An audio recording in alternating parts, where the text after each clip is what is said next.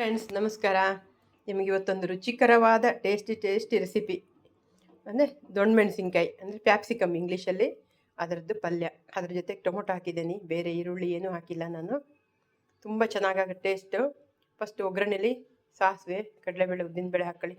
ನಂತರ ಕರಿಬೇವು ಹಾಕಿ, ಅಷ್ಟನ್ನ ಸ್ವಲ್ಪ ಇಂಗು ಪುಡಿ ಹಾಕಿ, ಅದು ಒಗ್ಗರಣೆ ಆದಮೇಲೆ ಟೊಮೊಟೊ ಹಾಕಿ ಸ್ವಲ್ಪ ತಾಳಿಸಿ, ಮತ್ತು ಪ್ಯಾಪ್ಸಿಕಮ್ ಹಾಕಿ ಅದನ್ನು ಸ್ವಲ್ಪ ಹೊತ್ತು ಕಂದು ಬರೋ ತನಕ ಕಲರು ಒಗ್ಗರಣೆಲಿ ಇರಲಿ, ಮುಚ್ಚಿಟ್ಟು ಬಿಡಿ ಬೇಯಿಸೋಕ್ಕೆ. ನೆಕ್ಸ್ಟ್ ಅದಕ್ಕೊಂಚೂರು ಉಪ್ಪು ಹಾಕಿ ಮಗಚಿ, ಆಮೇಲೆ ಅದಕ್ಕೆ ಏನು ಮಾಡಿ ಅಂದರೆ ಸ್ವಲ್ಪ ಕಾಯಿ, ಒಂದು ಸಣ್ಣ ಪೀಸ್ ಸಾಕು, ಅರ್ಧ ಕಡೀಲಿ ಅರ್ಧ ಕಾಯಿ, ಆಮೇಲೆ ಸ್ವಲ್ಪ ಎಳ್ಳು ಒಂದು 2-3 ಚಮಚ ಹಾಕಿ, ಸಣ್ಣ ಸ್ಪೂನ್ದಲ್ಲಿ ಅಂದರೆ ಸಣ್ಣ ಚಮಚದಲ್ಲಿ ಒಂದು 2-3 ಚಮಚ ಹಾಕಿ ರುಚಿಯಾಗುತ್ತೆ.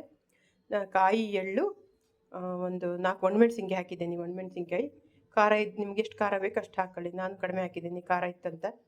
ಸ್ವಲ್ಪ ಹುಣಸೆ ಹಣ್ಣು, ಆಮೇಲೆ ಬೇಕಂದ್ರೆ ಸ್ವಲ್ಪ ಕೊತ್ತಂಬರಿ ಸೊಪ್ಪು ಹಾಕೋಬೋದು ಇದಕ್ಕೆ.